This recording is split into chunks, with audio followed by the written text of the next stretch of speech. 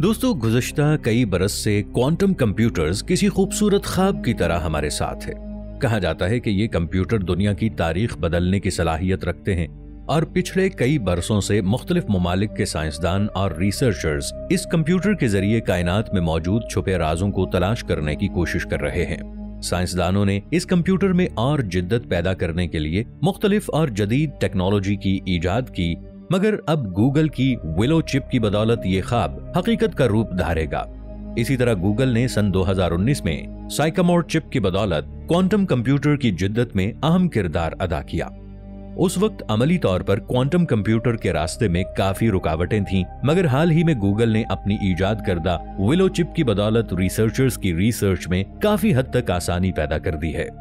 दोस्तों, हम आज की इस वीडियो में ये जानने की कोशिश करेंगे कि क्वांटम कंप्यूटर में ऐसे कौन से कॉन्सेप्ट्स मौजूद हैं जो इस कंप्यूटर को बाकी तमाम कंप्यूटर से मुनफरिद और जुदागाना बनाते हैं। ये कंप्यूटर हमारी आने वाली जिंदगी में कैसा रोल अदा करेगा?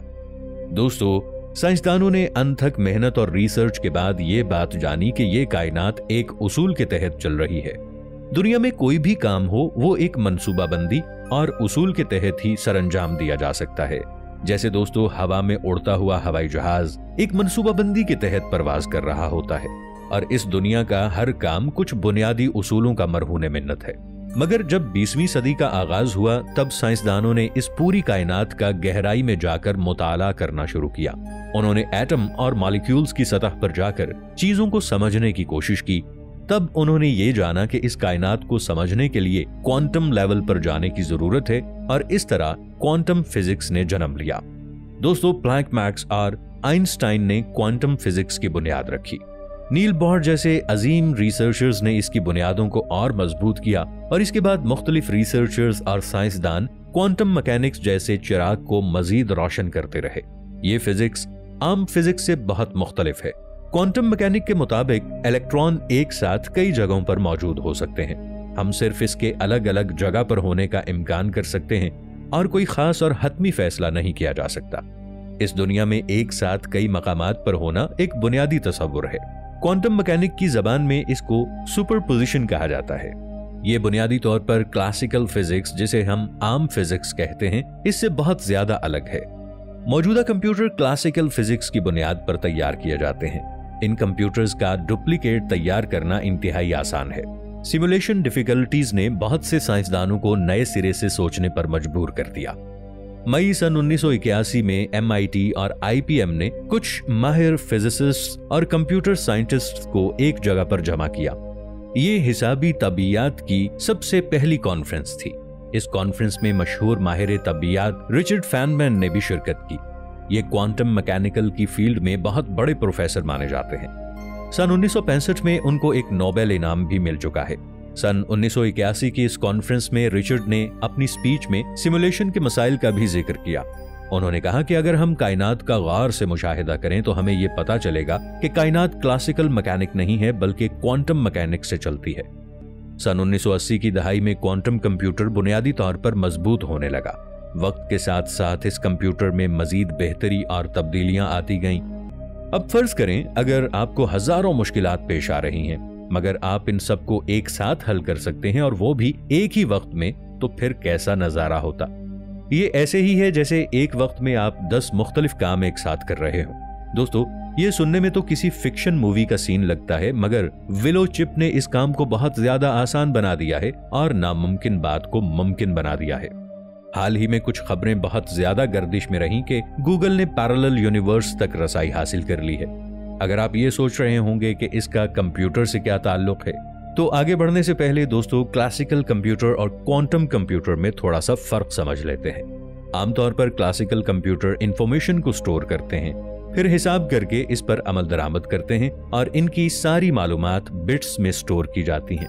ये मालूमात की बुनियादी इकाई है। ये 0 या फिर 1 पर मुश्तमिल होती है, यानी कि बाइनरी नंबर्स पर। जो क्लासिकल कंप्यूटर जितने ज्यादा बिट्स को कंट्रोल कर सकता है, वो कंप्यूटर उतना ज्यादा ताकतवर माना जाता है। मगर क्वांटम कंप्यूटर इस बुनियादी लेवल पर ही क्लासिकल कंप्यूटर से काफी मुख्तलिफ किस्म के होते हैं। क्वांटम कंप्यूटर में बिट्स की जगह क्यूबिट्स का इस्तेमाल किया जाता है।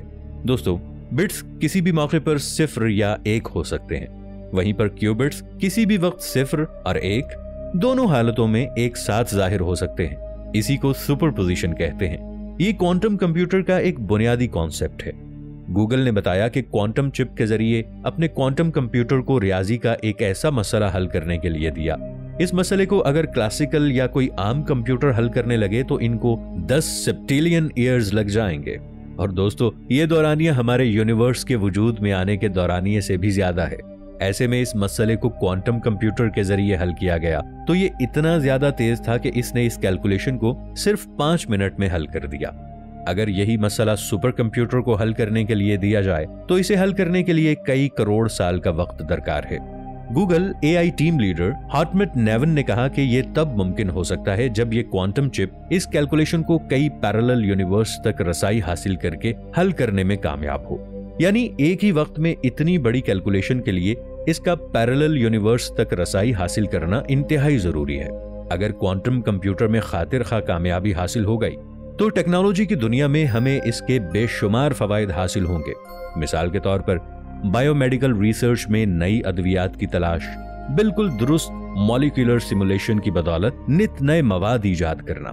दोस्तों, कुछ मटेरियल्स ऐसे हैं जो क्वांटम कंप्यूटर की रसाई के बगैर ईजाद हुए हैं, जैसा कि ग्रेफीन एरोजेल। ये एक 3 डायमेंशनल मटेरियल है जो हवा से भी ज्यादा हल्का और स्टील से भी ज्यादा मजबूत है। इससे हमें अंदाजा होता है कि ये स्टील की दुनिया में किस कदर तहलका मचा सकता है। जहां क्वांटम कंप्यूटर के इतने ज्यादा फवायद हैं, वहीं पर इसके कुछ नुकसानात भी हो सकते हैं। हम इस कंप्यूटर का इस्तेमाल करके दुनिया में मौजूद किसी भी पासवर्ड को चंद सेकंड में अनलॉक कर सकते हैं। विलो चिप की इजाद ने तबीयत की दुनिया में एक हलचल पैदा कर दी है, क्योंकि बहुत बड़े बड़े रिसर्चर्स इस बात पर हैरान हैं कि गूगल ने ये कारनामा कैसे सरअंजाम दिया। रिसर्चर्स ने इस पर बहुत से सवालात भी उठाए। इस तजर्बे को लेकर रिचर्ड फेनमैन का कहना है कि गूगल का यह दावा क्वांटम फिजिक्स के एतबार से काबिले एतमाद नहीं है, क्योंकि असल में इलेक्ट्रॉन के अजीबोगरीब फितरत की मजीद वजाहत करने के लिए रिसर्चर्स ने और भी काफी ज्यादा नजरियात पेश किए हैं। मिसाल के तौर पर कोपेनहेगन इंटरप्रिटेशन, जहां पर पैरेलल यूनिवर्स जैसी किसी भी बात का कोई जिक्र मौजूद नहीं। रियाजी के जिन मसलों को इन कंप्यूटर्स के जरिए हल किया जाता है, दर हकीकत इन मसलों का हकीकी दुनिया से कोई वासिता नहीं है। रिसर्चर्स के मुताबिक गूगल का यह कदम तहकीक की दुनिया में काफी कारगर साबित हो सकता है, मगर पैरेलल यूनिवर्स को लेकर दावों में किसी किस्म की कोई सच्चाई नहीं है। एक सवाल का जवाब जो सभी रिसर्चर्स जानना चाहते हैं, क्या पैरेलल यूनिवर्स का वजूद है? अगर ये यूनिवर्स सच में अपना कोई वजूद रखती हुई तो अब तक की जाने वाली दरियाफ्तों में सबसे बड़ी और अजीम दरियाफ्त होगी। पैरेलल यूनिवर्स का शऊर जितना दिलचस्प है उतना पुरअसरार भी है।